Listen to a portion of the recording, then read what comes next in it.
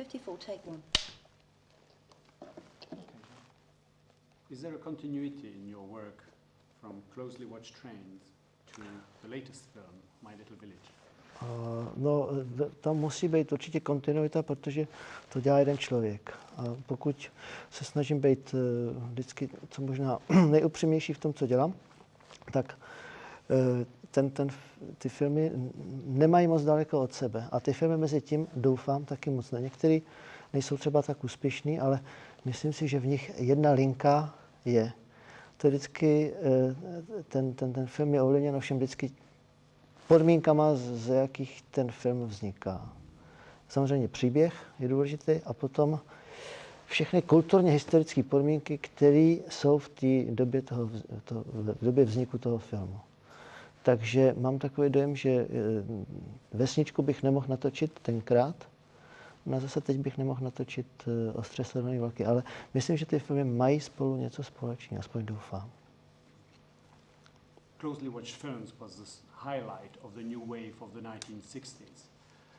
No. What were the common features of the new wave? There were such great diversity. Já musím říct, to se tak jeví, protože to je nejvýznamenější film, nejvyznamenávanější film, ale vedle toho vznikla celá řada filmů, kterých já si velice vážím, který jsou možná ne tak mezinárodně úspěšný, ale který myslím, že jsou hlubší. To jsou především filmy Šormovy, ale taky třeba Intimní osvětlení Ivana Passera, raný filmy Formanovy. Tam je celá řada a těžko se dá, ono naštěstí filmy, právě tyto filmy? Protože když se na ně koukáte dneska, tak ještě pořád ve vás jak si rozechvívají zájem o ty lidi, který vidíte na plátně. Pořád budí to, co jako dramatické umění má nosit. Zájem o příběh, který je předváděný. A ty filmy jsou, jinak vydávají svědectví o době, ve které vznikly, ale zároveň jsou do dneška platný, do dneška vzrušují. Já jsem v shodou okolností v Americe viděl čistá jasna v televizi Lásky jedný plavovlásky. A teď v té hromadě těch blbostí, co tam vysílali v té Americe, najednou jsem zůstal fascinovaný koukat se na ten černobílý film, na ten krásný příběh. A byl jsem tam s přítelem, s Virákem, který řekl, to je jako pramen čisté vody. Film, který je asi 25 let starý. And what is the meaning of these films today for you and for Czech society? No to, co to je meaning? Co ty filmy znamenají pro vás i dnes? Tyhle ty staré filmy? No to, co znamenali tenkrát, je to takový, jako to, co je dobrá literatura, nebo co je dobrý dramatický umění, to je vyprávění o lidech, to je svědectví o tom, jakým jsme. A to je nejlepší cesta, jak se máme poznávat sami sebe a lidi kolem nás. To je poslání jaksi těchto druhů umění, literatury a dramatu. Protože objektem je člověk. A předmětem poznání je člověk v těchto filmech. A nejvíc to platí právě o dobré literatuře, francouzský nebo ruský, nebo já nevím. A taky to platí o dobrých filmech, třeba francouzských nebo italských, neorealistických. No a taky to platí o filmech, o kterých jsem mluvil. So it's one of the features of the new wave that it discovered real people with real lives. Ano, přesně tak. A není to jenom v tom real life. Oni jsou filmy taky, které jsou trošku jaksi fiktivní, jsou to pohádky. Ale skrze pohádku, jako třeba některé hollywoodské filmy, třeba Pravé poledne nebo, já nevím, Stagecoach, to nejsou realistické filmy o realistických lidech, ale odhalují vám něco o lidech, o jejich povaze. Vyprávějí o lidech. But what do they tell about the society of the time? You said they are revealing about people and about society. What do they tell us about the society? A přesto tedy neznám skutečnost, která byla v Americe, ale něco mi o vztazích mezi lidmi říká a tím pádem mi říká i o sociálním pozadí těch lidí. Samozřejmě u těch realistických filmů, jako jsou třeba Intimní osvětlení Tam je to velice nádherný svědectví, nebo Hořivá panenko. Ale i ty pohádky něco vyprávějí. I když třeba tu skutečnost totálně zamlčují, i v tom mlčení o skutečnosti něco říkají. Jakoby vydávají takový negativní odraz, negativní obraz skutečnosti. You're very modest about your own work, about Closely Watched Trains, but there was not just one film, there was a dozen of great movies. No. How do you account for the fact that suddenly in the early 60s there No, was 12... to je ale vždycky, když se podíváte na dějiny filmu, tak zjistíte, že v každém národě je vždycky epocha, kdy vznikají velice dobrý filmy. Vemte 30. leta ve Francii, nebo francouzská nová vlna, nebo určitý etapy v Americe. Najednou vzniká celá řada nádherných filmů a jinak na ty ostatní epochy můžete klidně zapomenout. V Itálii neorealismus. To je proto, že se jaksi najednou objeví podmínky, taková symbioza kulturně historických, politických a ekonomických podmínek, které umožní, že v tu chvíli najednou můžou ty talenty, které tam jsou, se rozvinout. Ve Francii například francouzskou novou vlnu, pokud já vím, jaksi jedna z hlavních příčin byla, že vznikl zákon, který umožňoval podporu francouzské kinematografie. A v Turánu lidi, kteří normálně by na filmy neměli peníze, najednou je měli a mohli je dělat.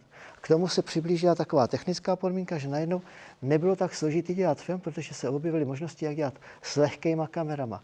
Materiál filmový, který umožnil točit bez složitého nákladného osvětlování a umožnil prostě kamerou se dostat do reálného prostředí. To bylo i u nás potom. A najednou... A k tomu se u nás ještě přidružily jaksi kulturně historické podmínky, které byla taková určitá nadrženost k tomu, protože do té doby se dost jaksi některé věci zamlčovaly a vznikl hlad potom mluvit o tom, jaký život opravdu je. A pamatuju si, že nejen my všichni ve škole, ale tak jako vůbec trošku opovrhovali tím, co viděli na plátnech nebo četli v novinách, nebo tak. Říkalo se, no to je jako když se filmuje, když se o něčem chtělo říct, že to tak není úplně pravda. A vznikl hlad potom a veliká chuť tím filmem skutečně říct něco pravdivého. A pamatuju si, jak veliký objev pro nás potom byl třeba americký dokumentární filmy v té době, na konci 50. let, na začátku 60. let, který nám řekli, jak se dá používat nová kamera, lehká kamera, a jak se dá vniknout kasavec, stíny. To byl pro nás veliký objev proti těm takovým těm namake-upovaným filmům, takovým těm udělaným, který se do té doby dělali v ateliérovém prostředí s ateliérovým světlem. A tohle všecko bylo, a ještě spousta dalších vlivů způsobila, že celá jedna generace najednou věděla, ne jak mají dělat filmy, ale jaký filmy dělat nechtějí. V tom byli jednotní a k tomu se přiblížila ta zázračná věc, že najednou se našlo vedení kinematografie, který na to slyšel a který těmhle lidem dalo podporu a důvěru a způsobilo, že najednou každý, kdo přišel ze školy, jako třeba já, mohl jít dělat rovnou celovečerní film. No to byl zázrak. Aspoň se srovnání s jinýma domama, který naštali potom, nebo byli předtím, nebo tak. So is it also that the people who are deciding about the fate of Czech filmmaking were suddenly feeling more relaxed? They were wiser? What was the reason? How can you explain that? Měli odvahu. A nechali se poučit. Měli tolik rozumu, že se nechali poučit. Tenkrát přišli lidi do vedení filmu, kteří nebyli zrovna filmem odkojení. Přišli odinut, ale byli, řekl bych, osvícení. A hlavně ta moc nebyla centralizovaná. Tenkrát to bylo tak, že vlastně filmy vyrábělo 6 vzájemně konkurujících si skupin a ty každá chtěla dělat lepší film než ty druhý a věděli, že s mladýma udělají ty filmy lepší a proto jim dali důvěru. No a samozřejmě přidružil se k tomu, že ty filmy měly úspěch v kinech, hned Formanovy filmy, Chytilové filmy, měli úspěch na festivalech, což jako dává ten kredit. No a tak to šlo.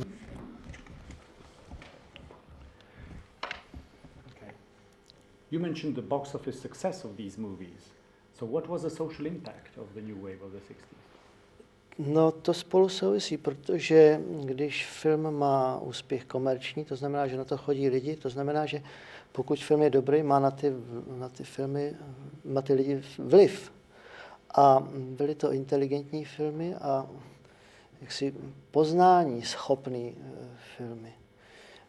To řekl bych, že já jsem tenkrát dost jezdil po takových besedách s filmovými, ale i nefilmovými fanoušky a zjistil jsem jednu věc, když jsem to potom mohl srovnávat s pobytem v cizině, že v Čechách je dost silná vrstva lidí, kteří nejsou úplně intelektuálové, vědci nebo jako vysoce vzdělaní lidé, ale nejsou to blbci. A jsou to třeba i dělníci, ale jsou to lidi sečtělí, vzdělaní svým způsobem, nebo částečně, jak to u nás prostě možný je, a jsou schopní mluvit a rozumět a povídat si o filmu. A ty filmy, nejen tedy samozřejmě český, ale je celá řada dobrých filmů, na tohle měly velký vliv. Samozřejmě taky literatura, která se u nás hodně překládala cizí. A to všechno dohromady dělalo velice dobrý kulturní zázemí pro vznik nejen tedy filmu, ale i divadla a literatury. No a trošku je škoda, že ta epocha tak jak si nezanikla úplně přirozenou cestou. Ona by stejně netrvala dlouho, protože všechny, to je zákon v historii, že prostě nic netrvá věčně. Ale trošku je to škoda, protože ty filmy měly velký kredit v cizině a měly do určitý míry vliv i na jiný kinematografie. To aspoň vím od svých zahraničních kolegů. A škoda, že to bylo přerušené, protože ty filmy měly něco zvláštního, čím mohli tu zahraniční kinematografii ovlivnit. Protože u nás, jak si je v tradici, nebo točit to, co bylo pro ty české filmy, a mluvím hlavně o Formanovi a Chytilovi a Passerovi, co bylo pro ně jaksi specifický nebo typický, je, kromě toho, že byli inteligentní a měli humor, měli silný náboj jaksi humanistický, zájem o člověka. Tam nebyl žádný estetický důvod, jenom estetický nebo nějaký hledání intelektuální. Tam byl opravdu konkrétní zájem o člověka, o jeho život a o tom, jak se lidi k sobě navzájem chovají a tohle to všechno. A bohužel zároveň se zánikem téhle nové vlny na počátku 70. let celý svět, tedy aspoň tedy západní Evropa a Amerika, se poněkud od toho odklonila a šla směrem k dehumanizaci. Násilí, sex, takový to působení na primitivní půdy. A to ale nejen komerční filmy, ale i ty intelektuální. So you mentioned what happened to Western cinema, but what happened here? What happened here over the last 20 years? What happened to Czech cinema over the last 20 years? Tady jsme se bohužel vrátili zase do té doby těch ateliérových filmů, do těch filmů, které by rádi byli pravdiví, ale měli od pravdy strašně daleko. A trvalo to dost dlouho. To vždycky souvisí s těma kulturně historickými podmínkami, protože v určitých etapě vždycky nastane něco, čemu já říkám strach z pravdy. Strach podívat se na věci, jak opravdu jsou. To má každý člověk jaksi ve svém životě několikrát ze života, jaksi národ ve své historii taky. A bohužel to poznamenalo naší kinematografii dost silně na dlouhou dobu, ale teď se to, myslím, zase vrací do takových těch starých kolejí. Je, řekl bych, na co navazovat. A hlavně na ty filmy, jak říkám, Formanovi, ale i Jirešovi, Jana Němce, Ivana Passera. Is putting stamps on beautiful girls' bottoms, was that part of the sexual freedom that the new wave of the 60s also represented? Za prvé, to je historka, která se skutečně stala někdy tenkrát ve váleční době. A je to taky svědectví o tom, jak se strašně ten svět proměnil, protože shodou okolností minulou sobotu běžel takový sestřih v naší televizi, sestřih jaksi sexuálních scén, tak jako hodně v noci, pozdě pro dospělí, takový jako sestřih sexuálních scén z českých filmů. A tahle scéna tam byla. A jak tenkrát vypadal tak jako odvážně, tak teď v té řadě českých scén z českých sexuálních, teda z českých filmů, vypadá strašně nevinně, řekl bych, úplně jako pro děti. But the scene was considered daring then because it was breaking the puritanism of the 1950s. Ale ne, protože už předtím měl Forman nahatou holku. To bylo to akorát v tom, že to bylo bezelstný a že to bylo tak jako přímo otevřený, že ta holka si ty kalhotky stykla sama. Ale řekl bych, že hlavně potom už se začaly točit daleko horší věci.